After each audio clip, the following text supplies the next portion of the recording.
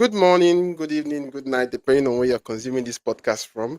My name is Jesse, and welcome to another episode of Startup Confessions with Jesse. And today we have a very special guest. He's no other person than Armando Leduc. The Armando is, Armando is a podcast host, he's a strategist, he's a filmmaker. He is a CEO of Leduc Entertainment. The one I'm going to give you some time to talk. But now let me tell the audience who we have here. Now, Leduc Entertainment is a content agency that helps entrepreneurs turn their message into magnetic media. Armando is the host of Spaghetti on the Wall, a podcast where storytelling meets strategy, and he has helped dozens of business owners launch and grow shows that build credibility and spark relationships and also drive revenue. With a background in Hollywood for years, he has also driven brands, gone deep into content creation. Armando knows how to turn a simple podcast into a powerful business tool. Ladies and gentlemen, Armando Leduc. Hello. How's it going? Glad to be here. I appreciate it. So I'm Armando, proud of you implementing. yeah. Love that you're doing it. I really am very, very happy to see that you're doing it. So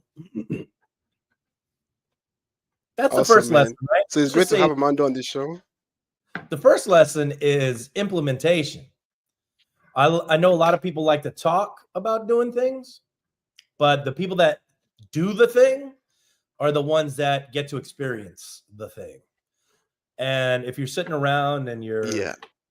wondering and you're in procrastination mode, and that's where you're going to live. That's where you will live.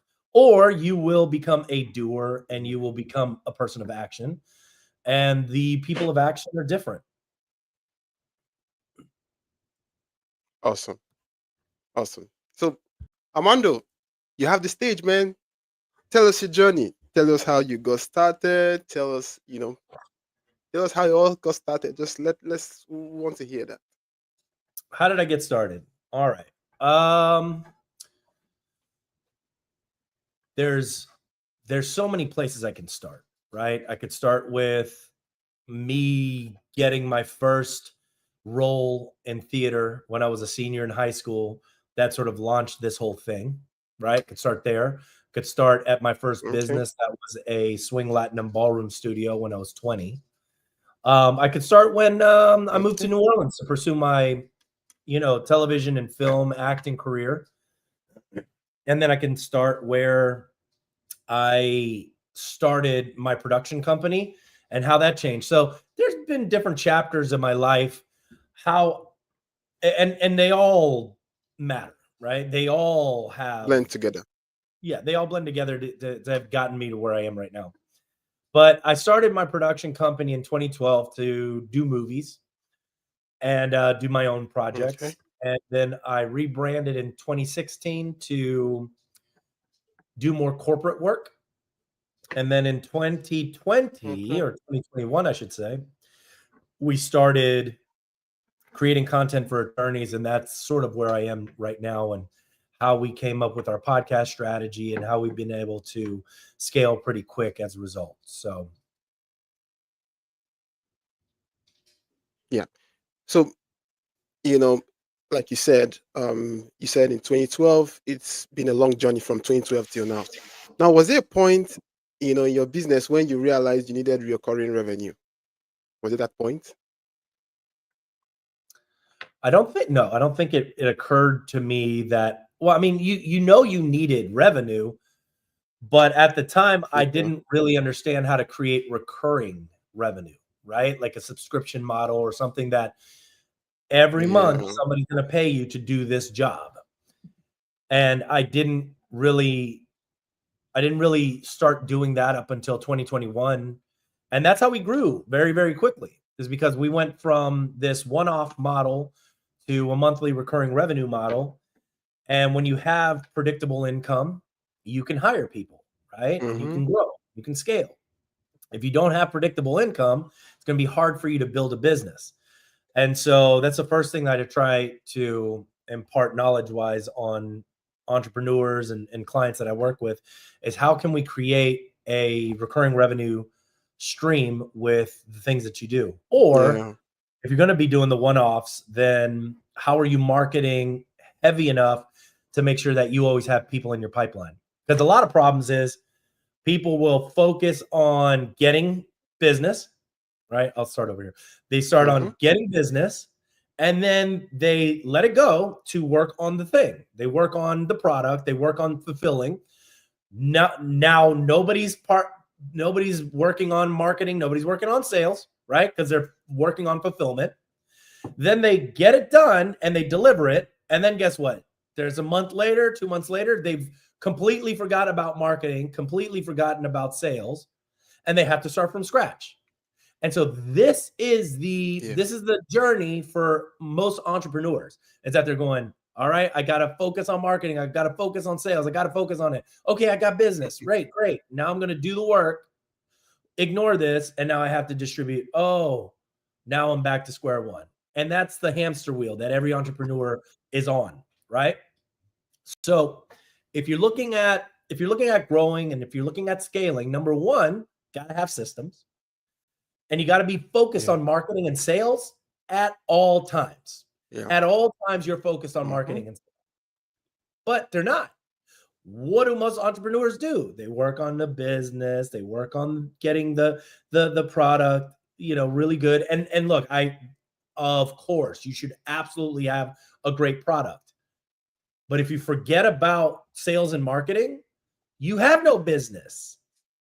And so you stay struggling, trying to figure out how to get more business when you ignore it, this side. And they're just ignoring this part, which needs to be like, a mentor told me once that you have to have 25% of your revenue should be going back into marketing. 25%. Wow. That's a lot, actually. It's not, but see, that's the thing. You're immediately you go to, that's a lot. That's where you go. That's where your head's at. But when you start to change your brain pattern and when you start to change the stories and you start to look at other people doing what they need to do, and they go, oh, wow, that dude is spending 25% of his revenue on marketing and he's growing, then we need to implement. Then we got to do the same thing. Awesome, man. Because, like you said, marketing is like the bedrock of every business, right? You don't have a 100%. marketing system, you don't have a business. So You have nothing. now we have so many entrepreneurs starting up, they're so confused. Like you said, 25%, right? 25% needs to go back into marketing. Now, can you just give us a brief breakdown of what the typical marketer is actually doing wrong that you have gone through and you're like, okay, apart from the 25% you just said, what else is a typical mistake, every entrepreneur is making? I think the biggest mistake entrepreneurs are making is that they're focused on ads and bringing people into the door. Okay. And that's great. Yeah. I don't care if you have 100, 200, 300 people coming through the door. If you can't convert, it doesn't matter. And so you got these people that are trying to perfect the ad spend, the cost per acquisition. Yeah. But the problem is they're not focused on the brand. And so when somebody comes in, maybe they're interested and they go through your non-existent client journey, you don't have a good sales process. Your systems are garbage. You don't have enough case studies, or if you do, they're not necessarily branded well. And so when you go to ask somebody for money, they don't take action. They're not going to go and take action, and you can't convert. And so you're spending money on marketing. You're spending money on marketing. You're spending money on trying to get people to the door when you should be focused on your brand, relationships, and referrals, because those people can turn very quickly, right? So stop trying to fish in the ocean and fish in a pond that you know, right? Hey, this is the pond that I'm working in. This is my niche. And then have the right tools and the right fishing equipment to grab that fish. That's pretty much it, right? Like it's pretty much it. But everybody's out in the ocean trying to fish, and they're talking to nobody. They don't know what fish are they picking up. Could be shrimp, could be trout, could be dolphin, could be whatever. Like what are we doing? What are we hunting for? And so a big mistake that a lot of entrepreneurs make is that they don't have focus. They don't have a niche. And because they don't have a niche, they don't know who they're going after. And if they don't know who they're going after, it's hard to manage that because it's a bunch of noise, right? It's a bunch of noise. But when you have focus, it becomes super clear and it becomes less noisy. And then hey, that's where I'm headed every single day. Yeah. Tell me more about branding. Armando has always been that person that has his face on his website. He has his face, on virtually everything. What is a typical entrepreneur really missing out when it comes to branding? Of course, branding and marketing are very, very similar. So tell us more about branding because we would like to know. People buy from people these days, right? These days, every day, right? In the past, in the future, people are going to buy from people. And there's so many websites out there that you go there and you don't know who the owner of the company is. It's a bunch of stock footage. It's a bunch of stock photos, a lot of text. Maybe there's a text about somebody's testimonial, but there's no video testimonial. And so your brand is what you carry with you. It's your reputation. It's what people say about you before you're in the room. That's your brand. Yeah. And if you're not in control of your brand, then somebody else is. Because I promise you have a brand. Definitely. You do. Jesse, you have a brand. Now, did you plan it? Did you plan your brand or is it willy-nilly, right? Like that's the thing. And so if you're not in control of the brand, if you're not in control of your reputation because you are confused and you don't have direction and you're all over the place, when somebody comes into your ecosystem and they're confused, they're not going to buy from you. They're just not going to buy from you. And that's the biggest problem with a lot of entrepreneurs is that they're so all over the place that when somebody comes to the website, what is it that you do? They want to be creative. Well, do this and this and this and this and this. And everybody's like, I'm out. I can't. I can't do it. 17, you're talking about 17 different offers. So you're a generalist and you probably don't know what you're doing. So I'm out. Yeah. This is something that has actually affected me personally. And I'm very sure it has affected so many people among the audience, not really knowing how to brand themselves, not really knowing how to, organize themselves on social media and all this. Now, personally, I've gone to websites where I see no face, right? I don't see any face. And then I'm confused. Who owns the brand? I'm just very, very confused. Now, let's put it this way. If Armando gets to a website, he wants to work with someone, and then he doesn't see any face, would Armando want to buy? No, I won't buy. Because I do business with people that I know, like, and trust. Everybody does business with people they know, like, and trust. That's it. Like, that's it. If you can just get that in your head, that people do business with people they know, like, and trust, and you understand this concept, you will make money. That's it. Problem is, people either they don't know you, they don't like you, or they don't trust you. And if you're all three, that's a problem. Right? They need to know you, they need to like you, and they need to trust that what you're doing works. Yeah.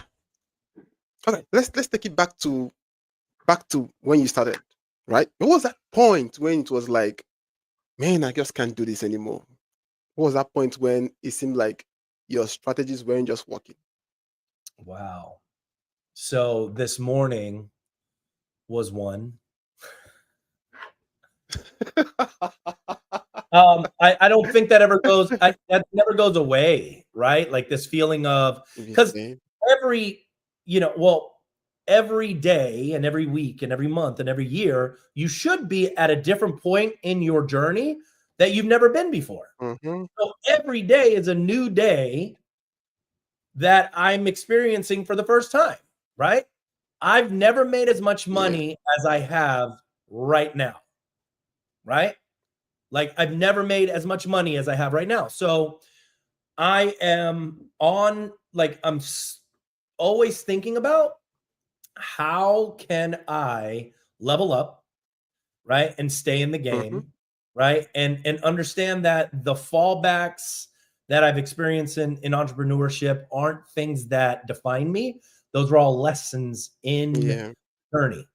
And I think too many people take these Mm-hmm. lessons as defining moments and it crushes them, right? Then they think, oh, I don't know Yeah. what I'm doing and Yeah. blah, blah, blah, blah, blah. Instead of taking that, going, all right, I see the mistake that I made. I'm going to fix it. And now I'm moving in this direction. And I've learned as a result. So I'm always asking people when they mess up and whatever, mess up, make a mistake, whatever. What did you learn? What did you learn? Yeah. Doesn't matter. Like, great, you messed up. That's okay. But if you don't Mm-hmm. learn from it, that's the tragedy. That's the tragedy.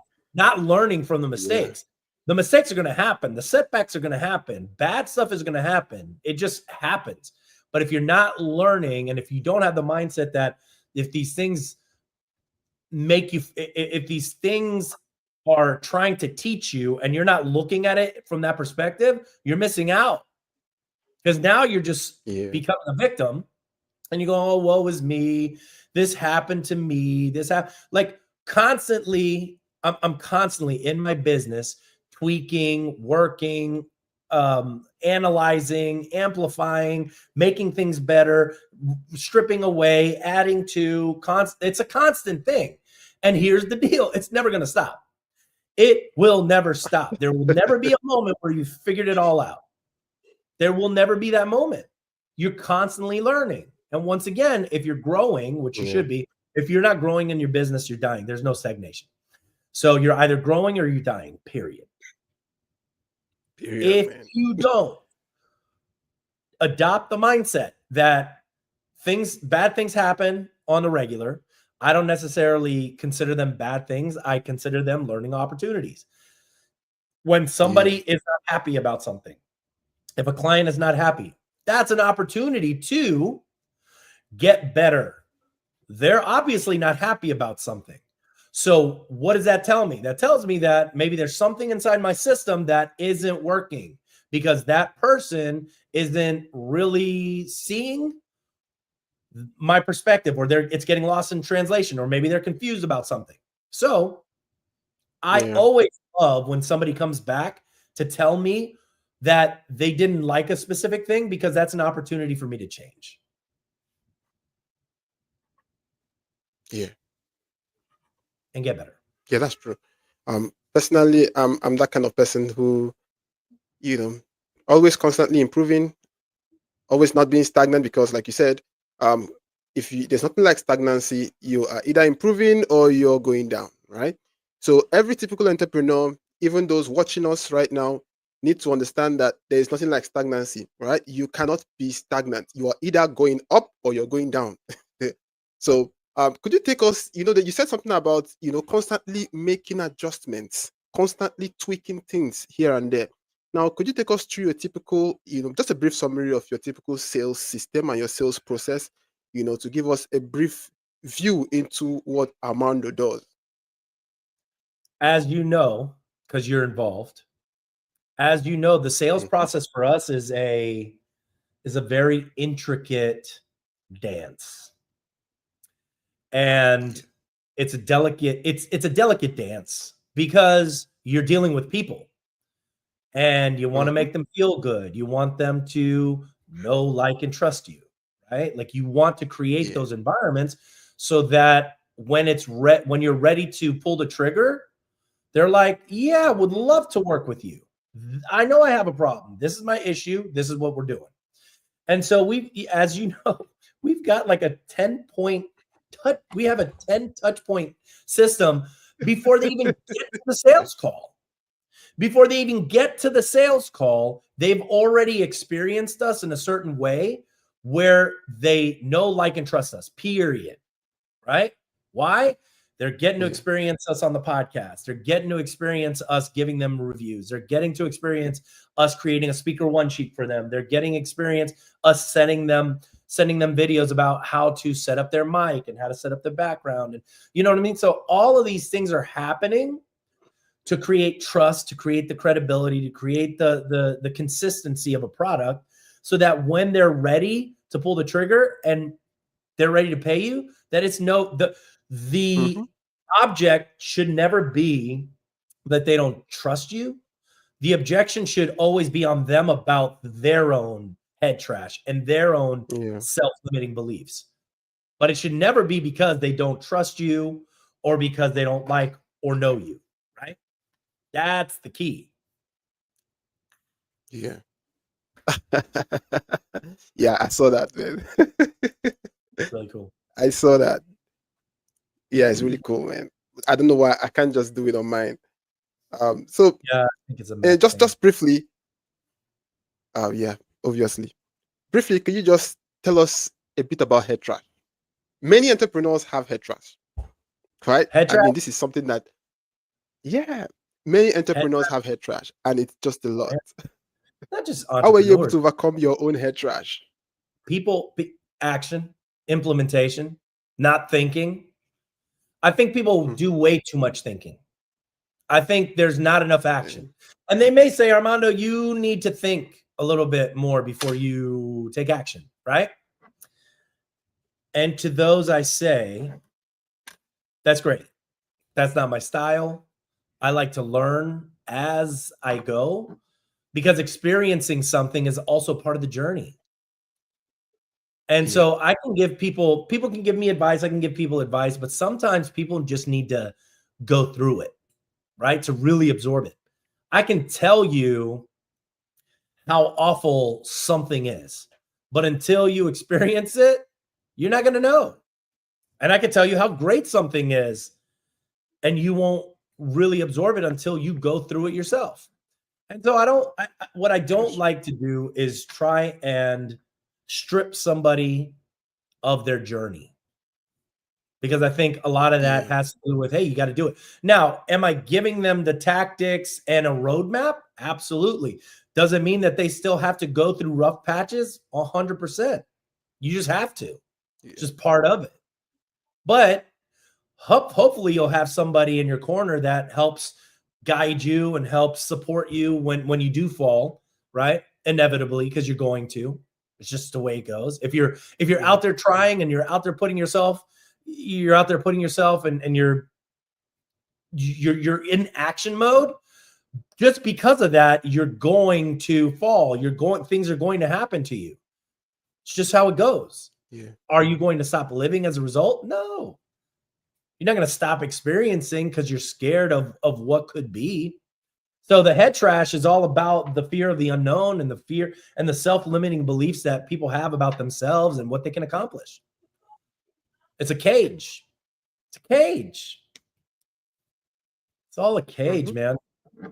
You know, there was a story about fleas that they put in a bottle. They put it in a jar. And before it, the fleas could jump out, but they put a lid on it, right? And they left it there for a few days. So they took the lid off. What do you think happened? They were supposed to run out. They didn't. They did not jump out. They did not, even though the lid was off, they did not jump out. And here's the crazy part is that their kids, right, the offspring, also didn't jump out. Even though they weren't born with that lid, they still stayed. So what does that tell you? That tells you that we are limited by our own beliefs, but not only our own beliefs, but the beliefs of our parents and ancestors. And you know what I mean? Like, You're trying to overcome all of that. And so that's the head trash that you have to overcome. And the only way you're going to overcome that is by taking action every day, by implementing and going, I didn't die.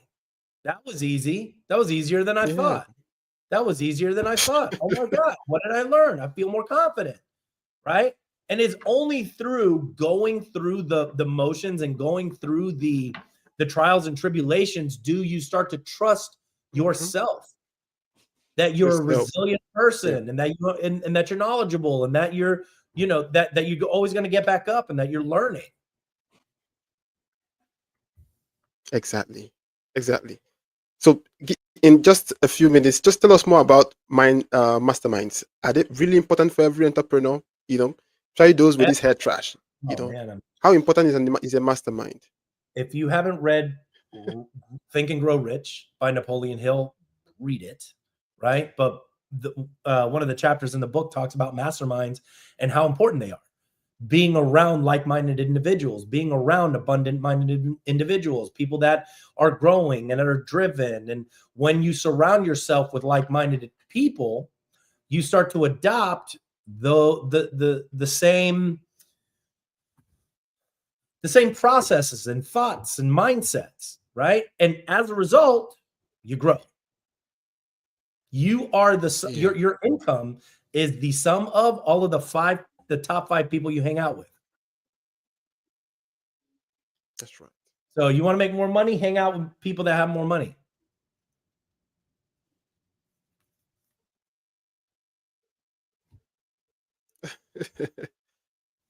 I mean, I can't agree more, man. I can't agree more. Well, we've really had a very wonderful conversation, Armando. But before we go, please give us one advice to that entrepreneur watching right now who is confused. Give us just one advice as we close out. Give him just one advice. Start a podcast. Start a podcast so that Awesome. you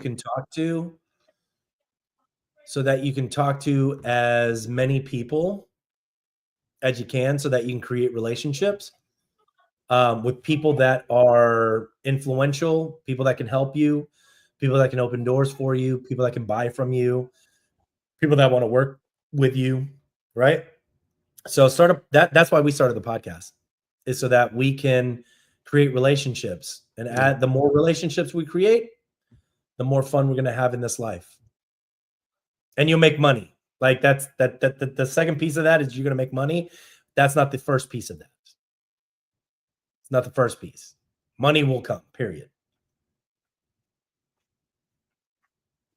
Awesome, man. Honestly, I can't agree more. That is true. When you get the best relationships, or you nurture relationship, when you build relationships, when you meet more people, you will definitely close out more deals. And honestly, it's a privilege, Armando, to have you on the show. Thank you so much for making out time out of your busy schedule to join us, and also enlighten us about so many things so many of us are struggling with. So thank you so much, Armando. I look forward to having more conversations with you in the future. Thank you so much, man. Guys, follow Armando on your social media platforms. Armando Leduc. LeducEntertainment.com is the website. And Armando is a great guy. You need to meet Armando, and he has so much to offer. So thank you guys for being on the show. We'll talk to you next time. Thank you.